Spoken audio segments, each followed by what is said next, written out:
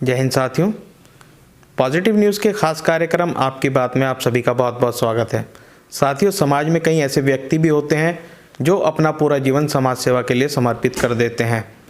हालात चाहे जैसे भी हों, कितनी भी परेशानियां हों, वो पीछे नहीं हटते और समाज सेवा के लिए दिन रात तैयार रहते हैं। ऐसा ही एक नाम हमारे साथ आज मौजूद है, जिनका नाम है श्री महेंद्र तनेजा। महेंद्र जी, बहुत बहुत स्वागत है आपका। धन्यवाद भैया। महेंद्र जी, आपके जो संघर्ष की जो कहानी है, आपका जीवन का जो संघर्ष है, वो कहाँ से शुरू होता है और किस तरह से आपने स्ट्रगल लाइफ में किया, उसके बारे में आप हमें थोड़ा बताएं। मेरे माता पिता की जन्मभूमि पाकिस्तान थी। भारत विभाजन के बाद वो सहारनपुर आए और मेरा जन्म सहारनपुर का है। क्योंकि सब कुछ खो के लौटे थे, तो उस समय जो मुझे मेरे माता पिता ने बताया, तो उस समय लड़ाई रोटी की थी। मेरे पिताजी ने पेपर मिल में नौकरी की। एक बात उनका ध्येय था जीवन में कि उन्होंने जो भी मेहनत की, उस मेहनत को अपने बच्चों की एजुकेशन पर और परिवार को पालने पर लगाया।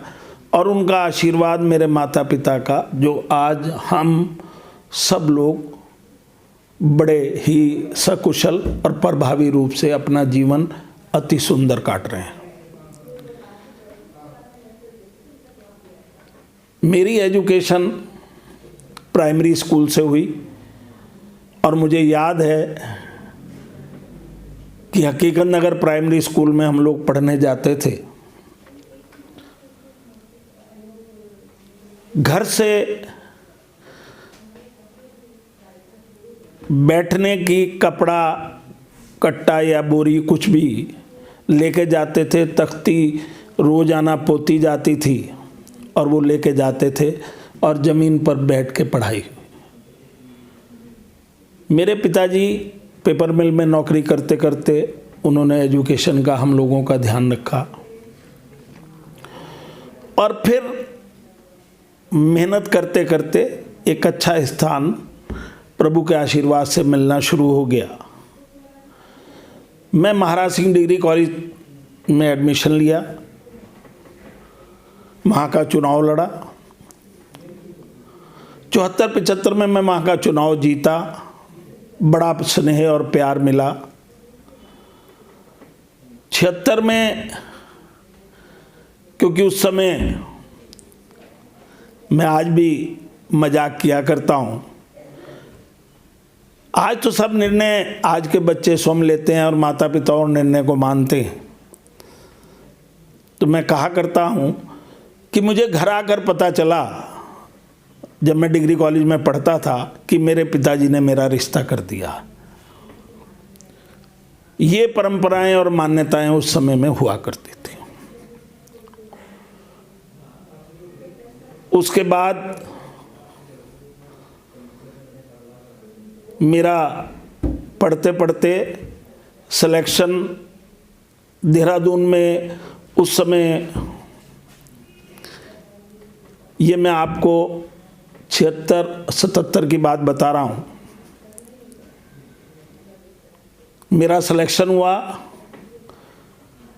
लेकिन मेरी मदर से मैं इतना ज़्यादा अटैच था कि मैं उस सेवा में, जो देश सेवा के लिए जहाँ सिलेक्शन हुआ था, मैं नहीं गया और अपने घर पे, क्योंकि स्ट्रगल भी रोटी की थी और परिवार को आगे ले चलने की थी, तो उसमें लग गए। राजनीति जिस दिशा की ओर चल रही थी, तो ये मन में आया कि राजनीति के माध्यम से कुछ एक अच्छा कार्य किया जा सकता है। तो मैं राजनीति में आ गया। कांग्रेस की राजनीति से अपना जीवन शुरू किया।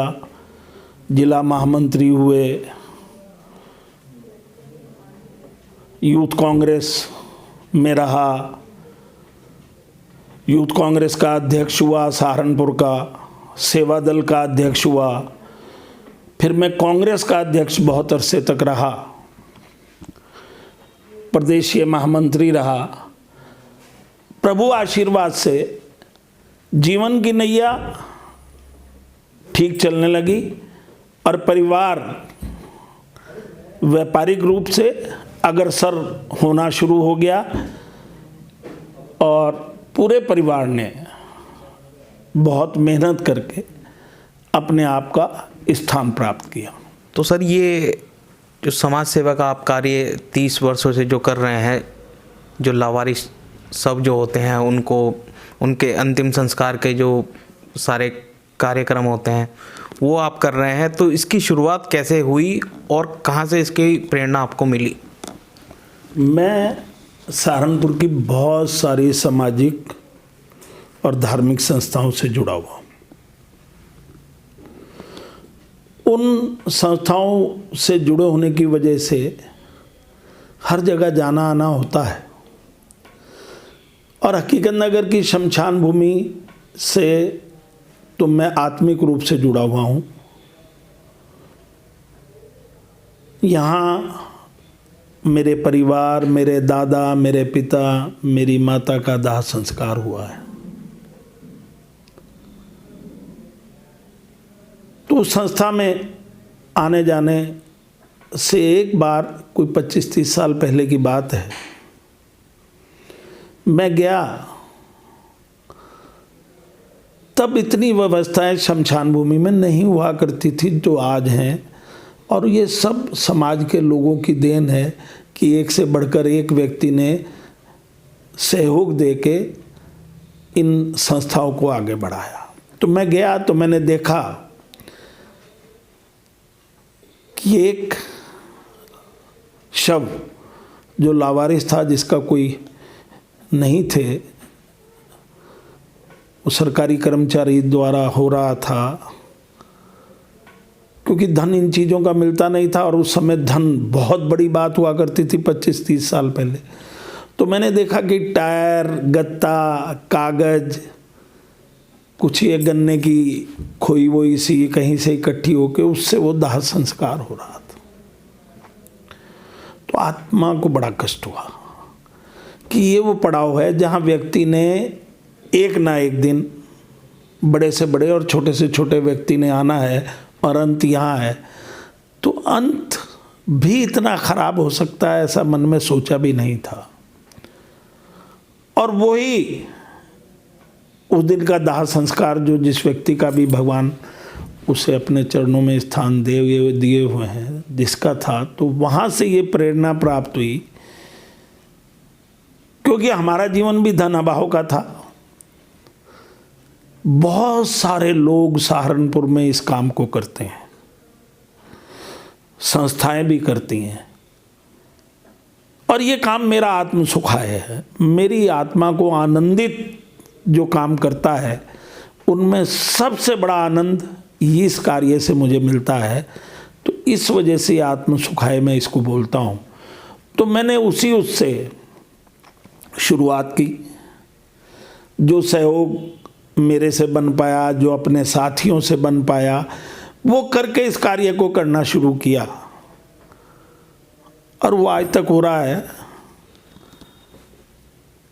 मैं ये सोचता हूँ कि ये कार्य जो केवल मुझे ही ज्ञात था या उस शमशान भूमि में या कुछ और लोगों को ज्ञात था, क्योंकि मन को जो कार्य अच्छा लगे उससे बड़ा कार्य कोई नहीं होता। तो ये आनंदित कार्य है और मैं इसे करता हूँ, लेकिन ये आप लोगों तक कैसे पहुँचा मैं नहीं समझ पा रहा हूँ। तो तब से ये कार्य कर रहा हूँ और जीवन पर्यंत, जब तक मेरा जीवन है। मेरे आगे 2 बेटे हैं, 1 बेटी है, पत्नी है, बहुएं हैं, पोते पोतियाँ हैं। तो ये बड़ा स्पष्ट निर्देश है परिवार को कि अगर कोई भी ऐसा कार्य होता है, मैं बाहर गया हुआ हूँ, मैं नहीं अप्रोच में हूँ, तो मेरा परिवार उसमें सहयोग करता है। ये सीधा स्पष्ट निर्देश है पूरे परिवार को, तो ये मुझे अच्छा लगता है। तो सर, राजनीतिक करियर की शुरुआत आपकी कैसे हुई? राजनीति में जब आपने कदम रखा तो उसके बारे में भी आप हमें बताएं। राजनीति, मैं डिग्री कॉलेज में जब पढ़ने गया तो माता पिता के सपने पूर्ण करने थे।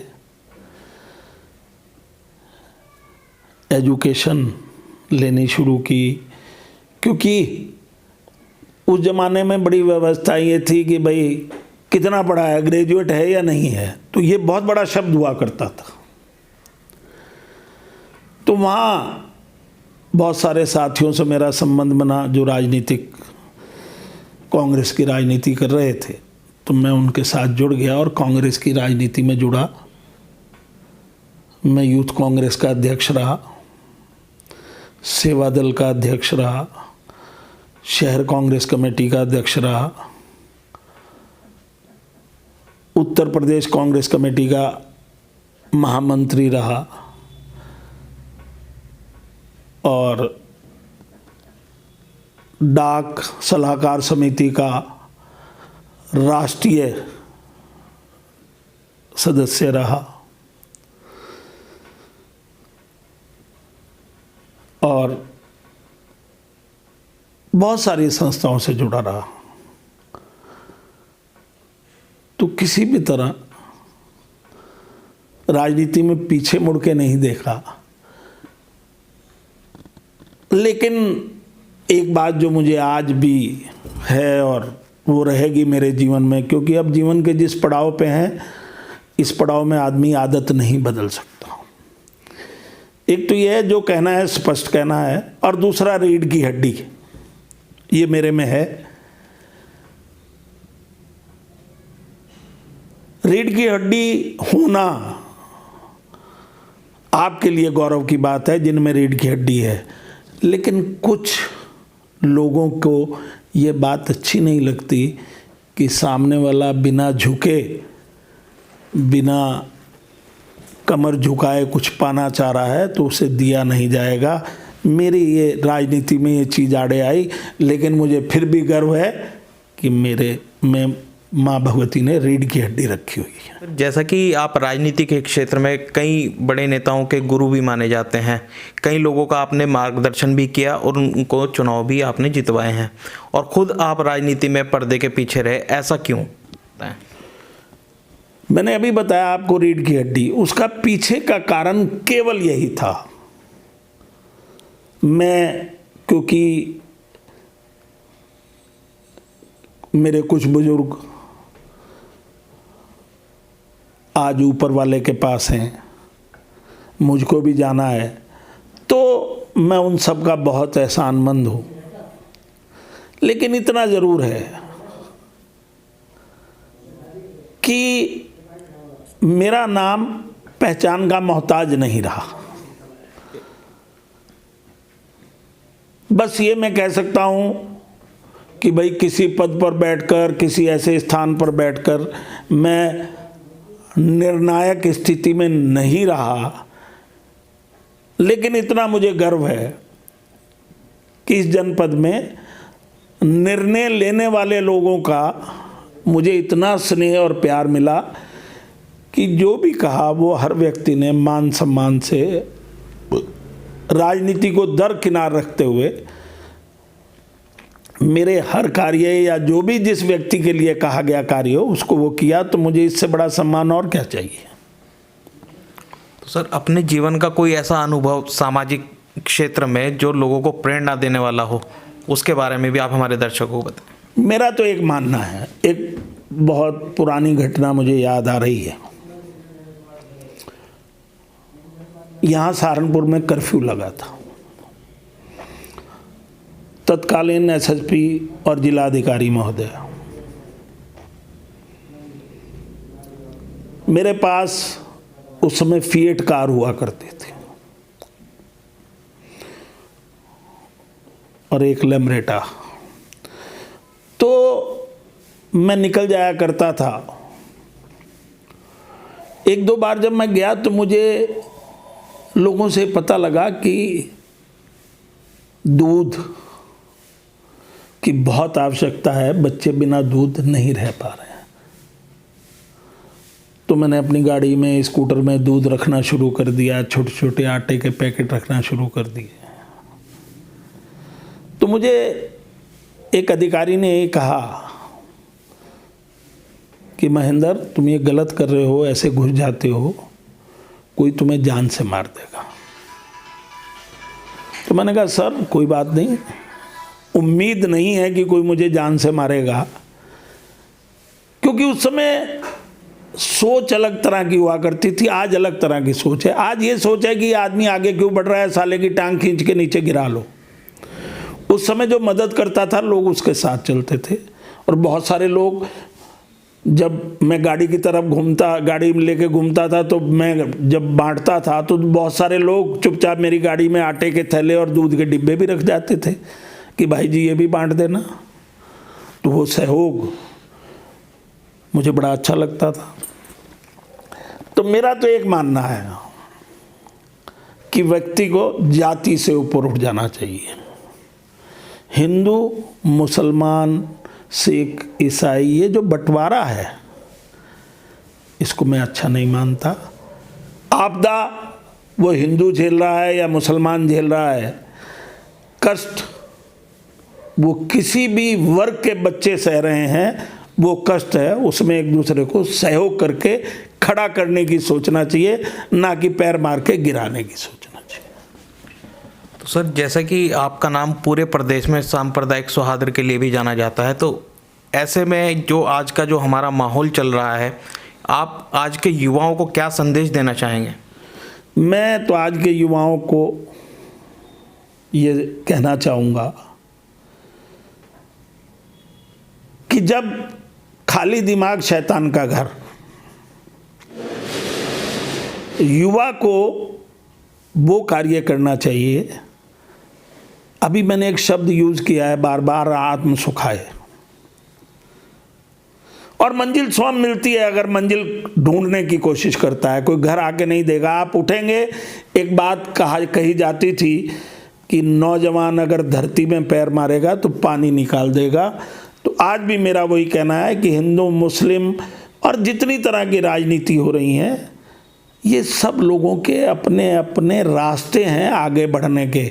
और नौजवान को केवल एक रास्ता देखना चाहिए कि ये देश तरक्की कैसे करे, ये समाज तरक्की कैसे करे, और समाज में सौहार्दपूर्ण वातावरण बनकर एक दूसरे से जुड़कर कंधे से कंधा मिलाकर कैसे आगे बढ़ा जाए, ये आज के नौजवान को करना चाहिए, बाकी चीज़ों को छोड़कर। तो साथियों, ये थे हमारे साथ महेंद्र जी, जिन्होंने सांप्रदायिक सौहार्द के क्षेत्र में और समाज के क्षेत्र में ऐसे आयाम स्थापित किए हैं, वो समाज के लिए एक प्रेरणा बनकर रह गए हैं। अगले एपिसोड में हम फिर हाजिर होंगे एक ऐसी ही शख्सियत के साथ। तब तक के लिए हमें दीजिए इजाज़त। चैनल को लाइक, शेयर और सब्सक्राइब करना मत भूलिएगा। धन्यवाद।